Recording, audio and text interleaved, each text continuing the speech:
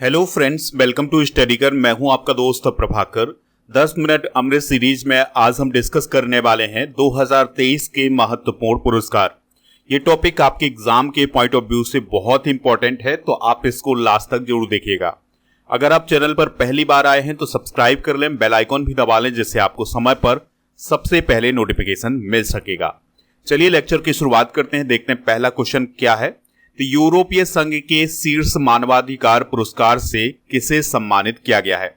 तो यूरोपीय संघ के द्वारा एक मानवाधिकार पुरस्कार दिया जाता है, तो उससे अभी हाल ही में किसको सम्मानित किया गया है? तो आंसर हो जाएगा महसा अमीनी को। दोस्तों, महसा अमीनी का संबंध ईरान से है और उन्हें मरणोपरांत यूरोपीय संघ के मानवाधिकार पुरस्कार, जिसका नाम है सखारोव पुरस्कार, से सम्मानित किया गया है। अगर हम सखारोव पुरस्कार की बात करें तो इस पुरस्कार की शुरुआत 1988 में की गई थी और यह उन व्यक्तियों या समूहों को दिया जाता है जिन्होंने मानवाधिकारों और मौलिक स्वतंत्रता की रक्षा के लिए काम किया हो। नेक्स्ट क्वेश्चन है, 69वें राष्ट्रीय फिल्म पुरस्कारों में बेस्ट फिल्म का अवार्ड किसे मिला है? तो रॉकेटरी द नंबी इफेक्ट को 69वें राष्ट्रीय फिल्म पुरस्कारों में बेस्ट फिल्म का अवार्ड मिला है। इसके डायरेक्टर जरूर याद रखिएगा कौन है, आर माधवन है। दोस्तों, 69वें राष्ट्रीय फिल्म पुरस्कार 2021 के लिए प्रदान किए गए हैं, इस पॉइंट को आप याद रखिएगा। और इन राष्ट्रीय फिल्म पुरस्कारों की जो शुरुआत है वो 1954 से की गई थी। तो 69वें राष्ट्रीय फिल्म पुरस्कारों के जो विजेता है उनको एक बार डिस्कस कर लेते हैं। तो इसमें बेस्ट फीचर फिल्म का award rocketry the Nambi effect को दिया गया है। बेस्ट डायरेक्टर का अवार्ड निखिल महाजन को दिया गया है। सर्वश्रेष्ठ लोकप्रिय फिल्म का अवार्ड RRR मूवी को दिया गया है। नरगिस दत्त पुरस्कार द कश्मीर फाइल्स को। सर्वश्रेष्ठ अभिनेता का अवार्ड अल्लू अर्जुन को दिया गया है उनकी फिल्म पुष्पा द राइज के लिए। सर्वश्रेष्ठ अभिनेत्री का अवार्ड दो अभिनेत्रियों को दिया गया है, आलिया भट्ट और कृति सेनन को। तो आलिया भट्ट को उनकी फिल्म गंगूबाई काठियावाड़ी के लिए और कृति सेनन को उनकी फिल्म मिमी के लिए यह पुरस्कार दिया गया है। सर्वश्रेष्ठ सहायक अभिनेता का जो अवार्ड है वो पंकज त्रिपाठी को दिया गया है। सर्वश्रेष्ठ सहायक अभिनेत्री का अवार्ड पल्लवी जोशी को दिया गया है।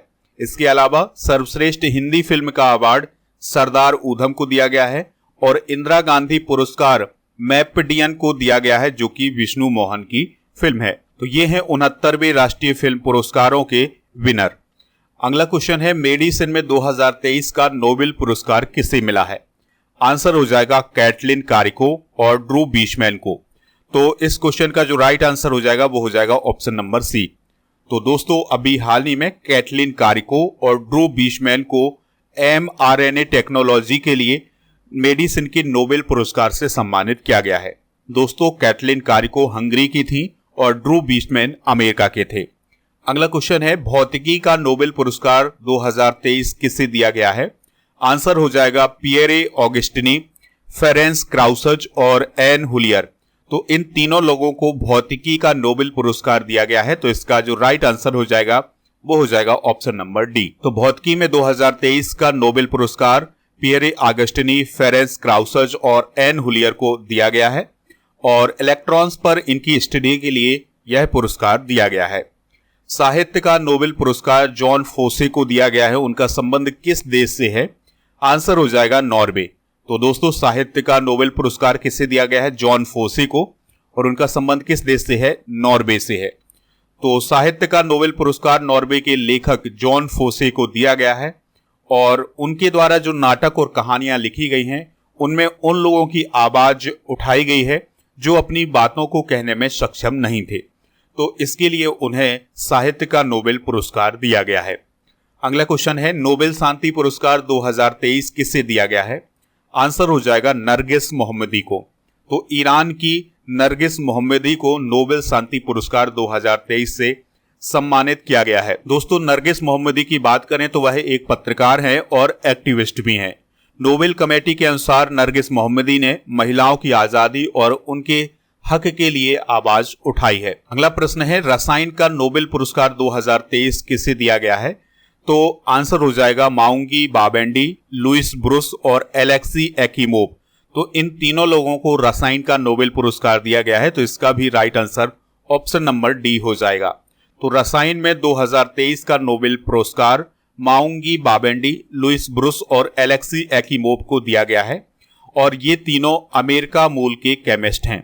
दोस्तों, इन्हें क्वांटम डॉट्स की खोज के लिए और इसके डेवलपमेंट के लिए यह सम्मान दिया गया है।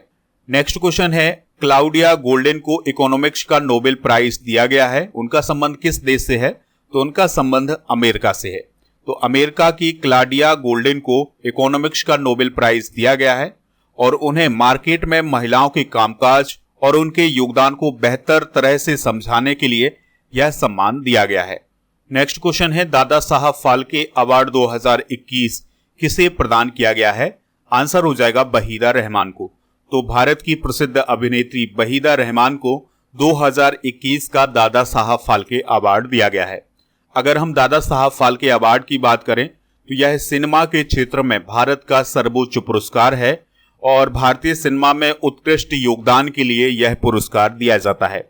सबसे पहले यह सम्मान 1969 में प्रदान किया गया था और इसके अंतर्गत 10 लाख रुपए की राशि प्रदान की जाती है। अगला क्वेश्चन है, ऑस्कर पुरस्कार 2024 के लिए भारत की किस फिल्म को ऑफिशियल एंट्री मिली है? आंसर हो जाएगा 2018 everyone is a hero.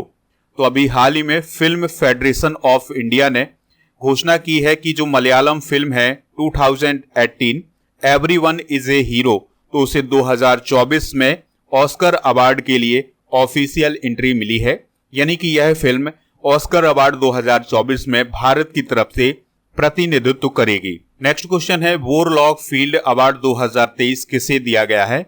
Answer हो जाएगा स्वाति नायक को। तो दोस्तों, जो वोरलॉग फील्ड अवार्ड है ये कृषि वैज्ञानिकों को प्रदान किया जाता है। तो कृषि वैज्ञानिक हैं स्वाति नायक, तो उन्हें अभी हाल ही में वोरलॉग फील्ड अवार्ड से सम्मानित किया गया है। और दोस्तों, स्वाति नायक वर्तमान में फिलीपींस में स्थित इंटरनेशनल राइस रिसर्च इंस्टीट्यूट में काम कर रही हैं। और दोस्तों, ये जो वोरलॉग फील्ड पुरस्कार है ये कृषि वैज्ञानिक और नोबेल पुरस्कार विजेता नॉर्मन बोरलॉग के नाम पर रखा गया है। इस पुरस्कार के अंतर्गत $10,000 का पुरस्कार और एक पुरस्कार डिप्लोमा भी प्रदान किया जाता है। अगला क्वेश्चन है, किस भारतीय को रेमन मैग्सेसे पुरस्कार 2023 से सम्मानित किया गया है? आंसर हो जाएगा आर रवि कन्नन को। तो दोस्तों, भारतीय ऑन्कोलॉजिस्ट हैं आर रवि कन्नन, तो उन्हें 2023 के रेमन मैग्सेसे पुरस्कार से सम्मानित किया गया है। उन्हें स्वास्थ्य सेवा के माध्यम से असम में कैंसर उपचार में क्रांति लाने के लिए सम्मानित किया गया है। दोस्तों, रेमन मैग्सेसे पुरस्कार के जो अन्य विजेता हैं 2023 के, उनमें कोरबी रचंद जो कि बांग्लादेश के हैं और यूजेनियो लिमोस जो कि तिमोर लेत्से के हैं और मीरियम कोरोनेल फेरर जो कि फिलीपींस की हैं, इनको भी रेमन मैग्सेसे पुरस्कार प्रदान किया गया है। यानी कि इस साल यानी 2023 में जो रेमन मैग्सेसे पुरस्कार है वो 4 लोगों को प्रदान किया गया है और जिसमें भारत के आर रवि कन्नन भी शामिल हैं। रेमन मैग्सेसे पुरस्कार की बात करें तो इसे एशिया का नोबेल पुरस्कार दिया जाता है और दोस्तों, यह पुरस्कार एशिया क्षेत्र में परोपकार और सामाजिक सेवा के लिए व्यक्तियों या संगठनों को दिया जाता है। इसकी स्थापना 1957 में फिलीपींस के तीसरे राष्ट्रपति रेमन मैग्सेसे की याद में की गई थी। रेमन मैग्सेसे पुरस्कार से सम्मानित होने वाले पहले भारतीय थे आचार्य विनोबा भावे। अगला क्वेश्चन है, पहला उद्योग रत्न पुरस्कार किसे दिया गया है? तो अभी हाल ही में रतन टाटा जी को पहला उद्योग रत्न पुरस्कार दिया गया है। यह पुरस्कार महाराष्ट्र सरकार के द्वारा प्रदान किया गया है। इस पुरस्कार के अंतर्गत 25 लाख रुपए की राशि प्रदान की गई है। अगला क्वेश्चन है, मिस्र के सर्वोच्च सम्मान ऑर्डर ऑफ नाइल से किसे सम्मानित किया गया है? आंसर हो जाएगा नरेंद्र मोदी को। तो मिस्र के राष्ट्रपति अब्देल फतेह अल सीसी ने मिस्र के सर्वोच्च राजकीय सम्मान ऑर्डर ऑफ नाइल से प्रधानमंत्री मोदी को सम्मानित किया है। अगला क्वेश्चन है, मैल्कम आदिसेसिया पुरस्कार 2023 के लिए किसे चुना गया है? तो उत्साह पटनायक को मैल्कम आदिसेसिया पुरस्कार 2023 प्रदान किया गया है। मैल्कम आदिसेसिया पुरस्कार भारत में सामाजिक विज्ञान के क्षेत्र में असाधारण योगदान के लिए दिया जाता है। दोस्तों, अगर हम उत्साह पटनायक की बात करें तो वह भारत की एक प्रसिद्ध अर्थशास्त्री और लेखिका हैं। अगला क्वेश्चन है, महाराष्ट्र भूषण पुरस्कार 2022 किसे प्रदान किया गया है? आंसर हो जाएगा डॉक्टर अप्पा साहेब धर्माधिकारी को। तो अप्पा साहेब धर्माधिकारी एक प्रसिद्ध समाज सुधारक हैं और जिनका संबंध महाराष्ट्र से है, तो उन्हें महाराष्ट्र भूषण अवार्ड से सम्मानित किया गया है 2022 के लिए। दोस्तों, महाराष्ट्र भूषण अवार्ड की बात करें तो पहला महाराष्ट्र भूषण अवार्ड 1996 में प्रदान किया गया था और वर्तमान में 25 लाख रुपए की राशि प्रदान की जाती है महाराष्ट्र भूषण अवार्ड में। नेक्स्ट क्वेश्चन है, फेमिना मिस इंडिया 2023 कौन बनी है? आंसर हो जाएगा नंदिनी गुप्ता। तो राजस्थान की है नंदिनी गुप्ता, तो वो मिस इंडिया 2023 बनी है। इस साल 69वां संस्करण आयोजित किया गया था मिस इंडिया प्रतियोगिता का और इसका आयोजन 15 अप्रैल 2023 को इम्फाल मणिपुर में आयोजित किया गया था। अगला क्वेश्चन है, लोकमान्य तिलक राष्ट्रीय पुरस्कार से किसे सम्मानित किया गया है? तो लोकमान्य तिलक राष्ट्रीय पुरस्कार इस साल नरेंद्र मोदी जी को दिया गया है। तो प्रधानमंत्री नरेंद्र मोदी को 1 अगस्त 2023 को लोकमान्य तिलक की 103वीं पुण्यतिथि के अवसर पर पुणे में लोकमान्य तिलक राष्ट्रीय पुरस्कार से सम्मानित किया गया है और यह पुरस्कार प्रधानमंत्री नरेंद्र मोदी के नेतृत्व को मान्यता भी देता है। दोस्तों, लोकमान्य तिलक राष्ट्रीय पुरस्कार की बात करें तो यह पुरस्कार पहली बार 1983 में दिया गया था और यह तिलक स्मारक ट्रस्ट के द्वारा दिया जाता है। इस पुरस्कार के अंतर्गत 1 लाख रुपए की राशि प्रदान की जाती है और यह पुरस्कार लोकमान्य बाल गंगाधर तिलक के नाम पर दिया जाता है। अगला क्वेश्चन है, किस देश के द्वारा पीएम मोदी को Grand Cross of the Legion of Honour से सम्मानित किया गया है? आंसर हो जाएगा इसका फ्रांस। तो दोस्तों, पीएम मोदी को फ्रांस के राष्ट्रपति इमैनुअल मैक्रोन के द्वारा फ्रांस के सर्वोच्च पुरस्कार Grand Cross of the Legion of Honour से सम्मानित किया गया है। आज का अंतिम प्रश्न है, मिसेज इंडिया 2023 किसे चुना गया है? आंसर हो जाएगा ज्योति अरोड़ा को। तो ज्योति अरोड़ा जो है वो मिसेज इंडिया 2023 बनी है। दोस्तों, इस साल के इवेंट का आयोजन दिल्ली के एरोस होटल में किया गया था जिसमें विनर ज्योति अरोड़ा को चुना गया है। तो मिसेज इंडिया कौन बनी है? ज्योति अरोड़ा बनी है। तो ये थे दोस्तों पुरस्कार और सम्मान से रिलेटेड महत्वपूर्ण प्रश्न, तो इनको आप नोट कर लीजिएगा। लेक्चर पसंद आया हो तो आप इसे लाइक करें, शेयर करें सभी दोस्तों को सभी सोशल मीडिया प्लेटफॉर्म पर। पीडीएफ के लिए आप हमारे टेलीग्राम चैनल से जुड़ सकते हैं। आपको टेलीग्राम पर जाना है, स्टडी कर ऑफिशियल सर्च करना है तो हमारा चैनल मिल जाएगा और इस चैनल को ज्वाइन करना है तो आपको पीडीएफ भी मिल जाएगा। आपके लिए एक बहुत ही बड़ी खुशखबरी है कि आपके चैनल स्टडी कर की जो ई बुक है उसको लॉन्च कर दिया गया है।